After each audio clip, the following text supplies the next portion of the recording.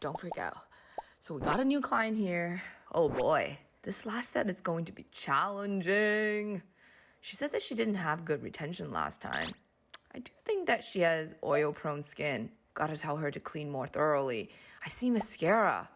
Okay, don't panic. I got this. I know I was taught not to prime, but maybe just this once? Hey Lash Nerd, you've been in this scenario before, am I right? You may have watched 10 other videos on how to prep for eyelash extensions so that you can get that bomb retention. But you've realized that everyone kind of does it differently, and you want someone to simplify your prep process and tell you like it is. So not only are we going to show you how to prep UA style from cleaning to eye pads, but we're also going to help answer that burning question that every lash artist have on their mind. To prime or not to prime? So stick around to find out.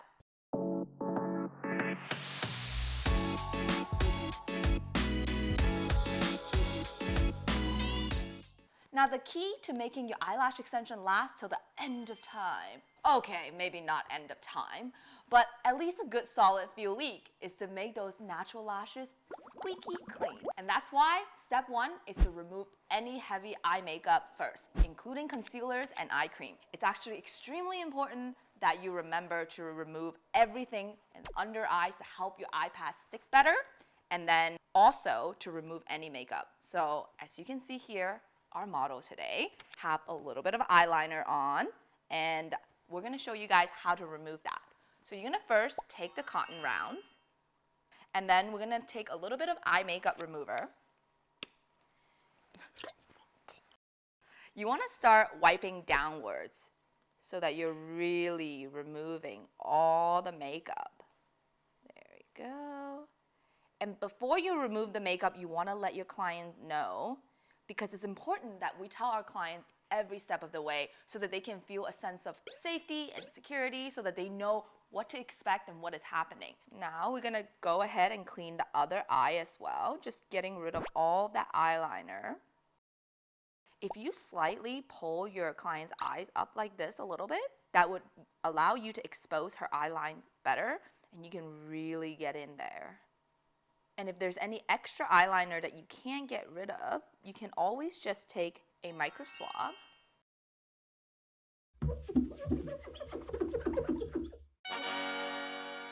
Step 2 is to clean those natural lashes. This will provide a blank canvas to your art. You don't want any oil residue or old makeup, bacteria hanging out, because barriers between the bond of your natural lashes can cause your lash extension retention to shorten. Now this is how we're going to clean. We're going to use a foam cleanser here. It's important here that we use a dense brush because we really want to get in between the lash line and give those lashes a really thorough clean. What you want to do is you can directly pump the foam onto your client's eyes, but before doing so, you want to let your client know and warn her. So here, I like to pump a few pumps onto the side first so that it's extra foamy, right there. And then we're going to wash one eye at a time. So what you want to do is you want to really get in between each and every single one of the lashes. So what I like to do is I like to even take my finger and lift it up just a little bit so that you can go underneath, get rid of all of that eye creams or concealer that she may have on, and then just give it a really, really thorough wash.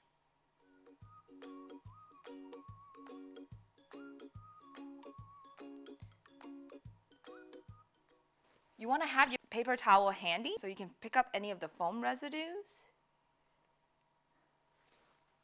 And then want to get in there and really get those eye line cleaned.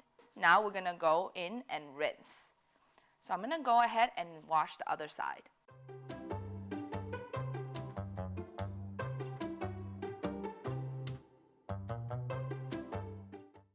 Now that we finished washing all the lashes with the Lash shampoo, step 3 is to rinse really, really well with saline.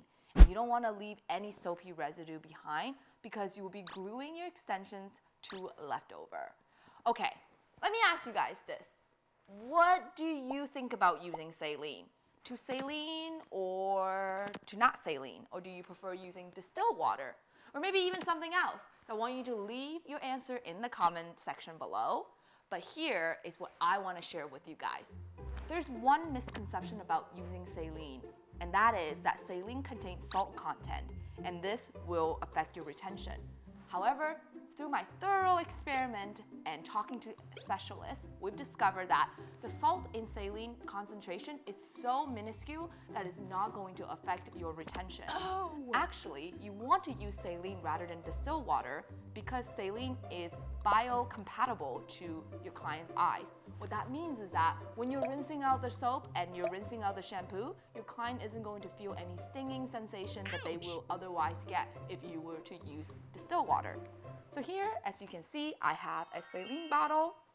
And what you're gonna do is, you're gonna get your clients to tilt her head to the side, and then you wanna have your towel or your paper towel ready to catch all of the water. And you wanna put it right here. And once again, just like earlier when we were washing, we don't wanna directly go onto her eyes right away. We wanna go around the eyes so that she can expect the water coming and don't get shocked. So Erin, now I'm gonna rinse out the soap, so you're gonna feel a little bit of cooling sensation from the water. And what we're gonna do is, we're just going to squirt the saline right here, and then you're gonna start, and then you're gonna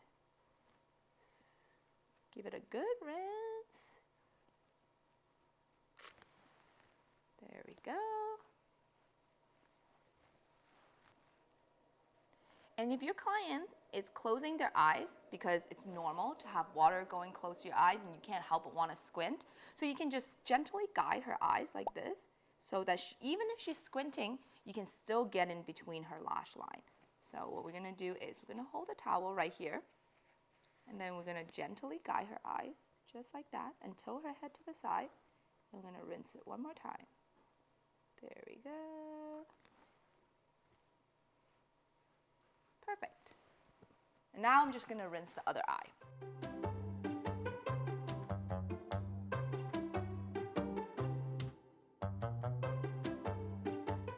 Now that I've cleansed and rinsed, and her lashes is looking squeaky clean. So, should I prime? Here is my take on primer. At UA, we choose not to use primer because with a thorough cleaning process, you will be able to get rid of all the excess oil and makeup residue to allow you to create really, really great bond between your lashes and your extension. However, there are special occasions when some clients have really, really oily lashes due to hormonal reasons. And in those situations, you want to use a little bit of primer. But the rule of thumb here is that less is more. So what that means is that you want to use a tiny micro swab like this one, and just dab very little bit of primer and even wiping off the excess and going into the lashes that you see that's extremely oily or you're having a hard time attaching, and spot treat it like so. Because most primer on the market contains alcohol, so it really dries out your client's lashes as well as skin. So be sure to never touch your client's skin with a primer. You need moisture in your lashes in order to help your adhesive cure. So by using a primer all the time, you will strip away the necessary moisture that we need to create that amazing retention. So in conclusion, to me, primer is a no most of the time, but in special event when you really, really need it, less is more. Yup, you're welcome. You've just saved yourself precious minutes from your cleaning routine. But we still have 3 more steps to go before we are ready to apply the extension. So the next step is to fan dry. Oh, I said fan, not hand. So that's why we have here a small little fan, and then we're going to dry off any of the excess moisture. Okay, perfect. And the next step is to put the patches on. Here we have UA's famous undies. Okay, not that type of undies, but these undies do fit perfectly for every cheek. These are our hydrogel under eye patches. They are slightly tinted in the blue so that you can see them better. And here also has a little slit. So what I'm gonna do is I'm gonna rip these slits before I start so that it will fit perfectly on the cheeks. And then what we're gonna do is we're going to get Erin to just look up. So what you wanna do is never ask your clients to look back at you, because if your client looks back at you And then we put the tape down. You see how the iPad immediately shifted up, and it's going to become uncomfortable for her for the rest of the appointment. So what we want to do is actually, Erin, I'm going to get you to look up into the sky. Perfect. Or the ceiling. And then what we're going to do is we're just going to put it right underneath. And the distance that you want to create between the water line is a credit card distance. And I'll get you to close. Perfect. And once you close, you can adjust. And the last step is to tape, which is also fun once you get the hang of it. But the tape I like to use is the UA grip tape because it's made of 100% silicone. Compared to the Next Care tape that you're usually using, your clients are going to notice a noticeable difference in the comfort level. So if you haven't tried it, I highly encourage you to. So what we're going to do is we're going to take a little bit of tape and I'm going to cut it. And what is more important is that I'm going to round the corners by cutting a dome shape, like so. The reason why we're doing this is because this will be a lot more comfortable for your clients in the inner corner and the outer corner. So what you're going to do is, I'm going to do this part with her eyes closed. So I'm going to slightly lift up her eyes with my finger, and then I'm going to get it as close to her waterline as possible, just like so. Now, because we've rounded the corner right here, it's going to be so much more comfortable instead of a sharp corner poking out. So now I'm going to complete the other side, doing the same thing.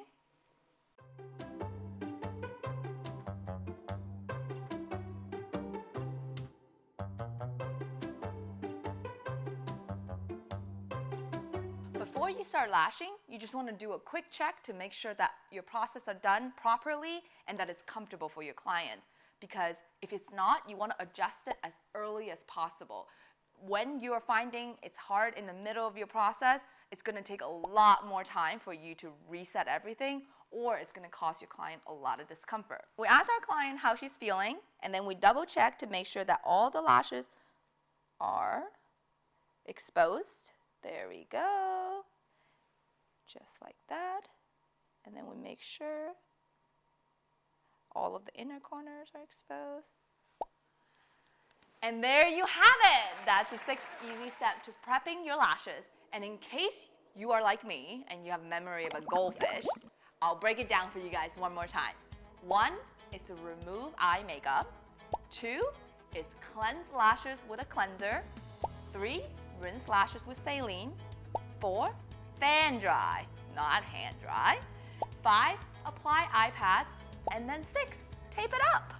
So the next time your client walks through your door with leftover mascara from the night before and has oily skin and tells you that her lash extensions don't last, now you know exactly how to prep for her lashes. No primers needed, and those extensions should be sticking on for weeks to come.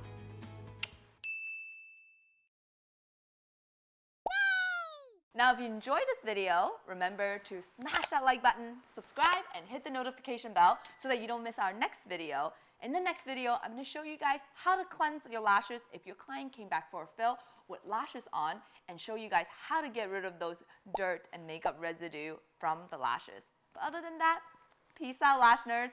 See you next time.